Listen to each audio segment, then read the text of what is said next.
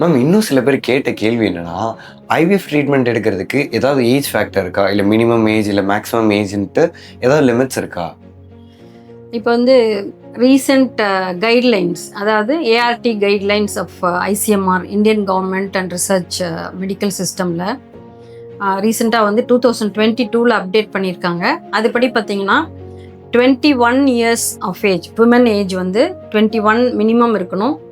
Maximum நம்ம வந்து அவங்க குழந்தை பெற்றுக்கிறதுக்கு 50 வயசு கொடுத்துருக்காங்க வயது வரம்பு. இதுவே வந்து வேறுபட்ட ட்ரீட்மெண்ட்ஸ் எல்லாம் இருக்குது. அதில் பார்த்தீங்கன்னா சரகசிக்கெல்லாம் வந்து வயசு குறைச்சிருக்காங்க. இப்போ 35க்குள்ளே பண்ணணும். ஹஸ்பண்ட்க்கு வந்து 55க்குள்ளே இருக்கணும் செல்ஃபாக அவங்களா குழந்தை பெற்றுக்கிறதுக்கு. அந்த மாதிரி ஒரு சில விஷயங்கள் அப்டேட் பண்ணியிருக்காங்க. ஆக்சுவலாக சயின்டிஃபிக்காக பார்த்தோம்னா இந்த ஏஜ் ஒரு கரெக்டான கைட்லைன் தான். அதற்குள்ளே அவங்க குழந்தை பெற்றுக்கொண்டால் மட்டுமே அவங்களால வளர்த்துறது, மற்றபடி குழந்தைக்கும் அது ஒரு பாதுகாப்பான வயது.